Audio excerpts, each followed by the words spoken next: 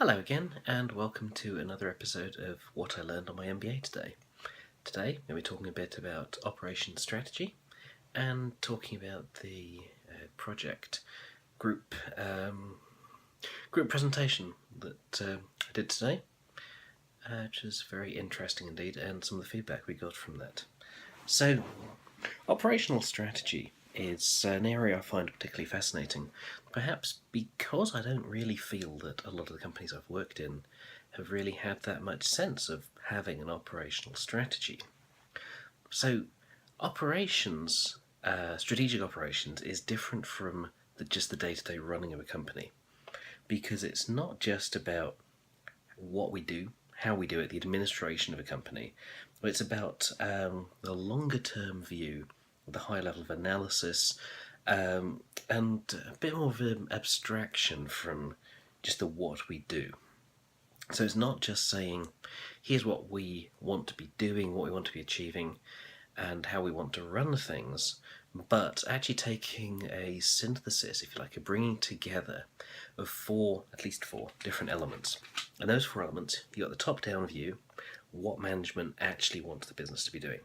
You've got the bottom-up view of what the business actually is doing, how it's being run. And I would say that in most companies I've worked for, there's been a bit of it would have been a huge shock if management had actually seen the gap between what they wanted and what was actually being done.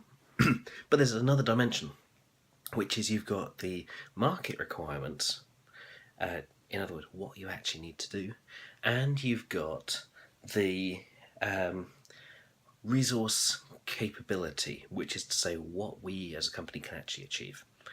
So the strategy, operational strategy, is not just all those different elements, but it's actually taking those and building them into a view of what we need to do in order to turn this, how we work, into a competitive advantage. It actually relates very well to things like the Kano model, if you're familiar with that. Kano takes three different concepts. You've got the basic hygiene features, is one way of terming it. Things without which you're not even in the game. For example, I would say hygiene features, because it's a clear one, is, for instance, if a hotel room or if you're a restaurant or something, if you don't have a clean environment, then it doesn't matter how nice everything else is, you're just not even there, because you might not even be legally able to operate. Then you've got sort of the satisfiers, which is a linear relationship, whereas the hygiene things, you need them in order to be able to play at all, but if you improve them, you don't actually ever get past that's great, but we were expecting that in the first place. It's the things that are demanded.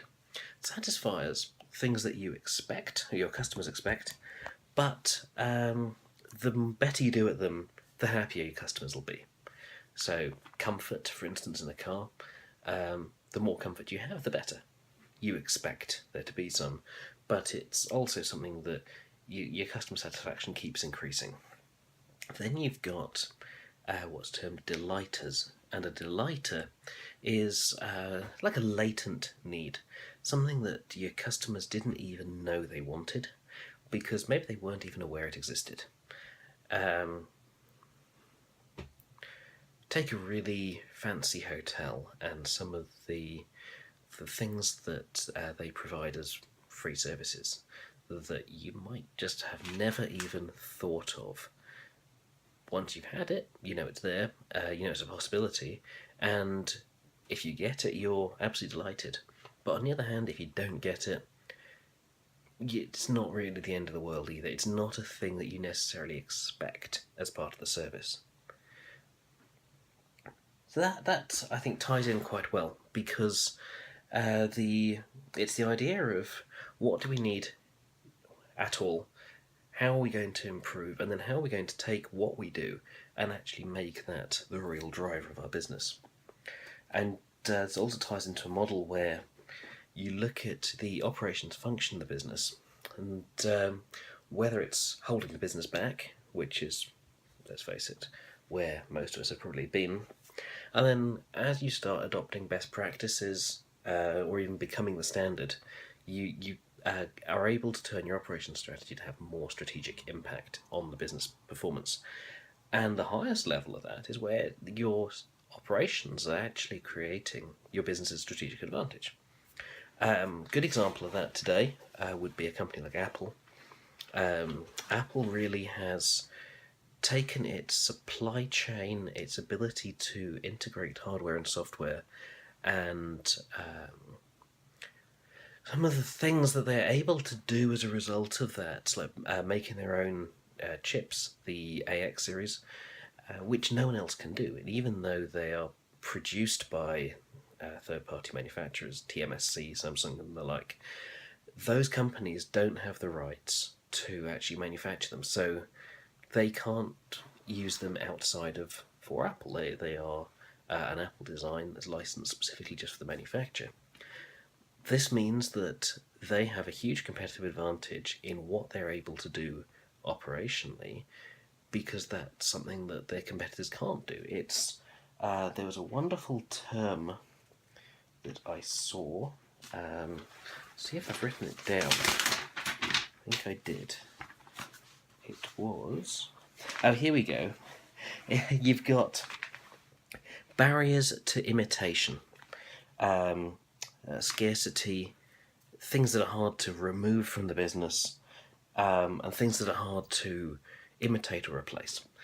And a barrier to imitation is quite a fascinating thing, really, because this is something that if your competitors can't just copy it. Actually, again, Apple's a very interesting concept, because if you look at not that long ago, there those huge lawsuits over the industrial design. Did Samsung steal their designs or the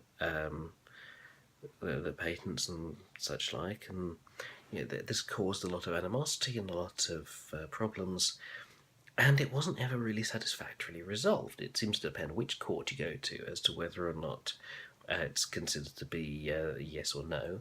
There's open to constant countersuits, and as soon as there's a decision, they just appeal anyway. So that seemed a bit of a dead end. What they seem to have done instead, and we're seeing that with things like the watch, and we're seeing it increasingly with some of the technology with the processors, the Touch ID, the integration of the security into the chips, secure enclave, that kind of thing.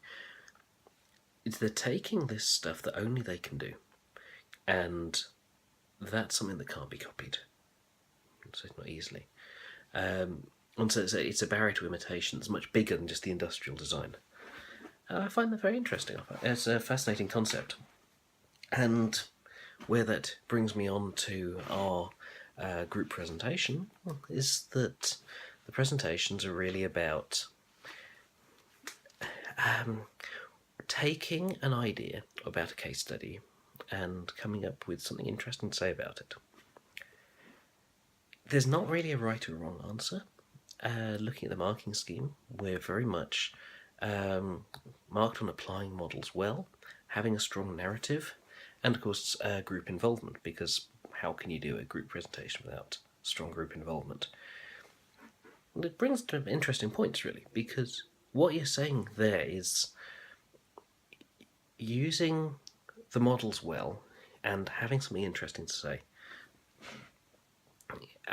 There's a wonderful video, by the way, as a TED Talk called How to Sound Smart in Your TED Talk.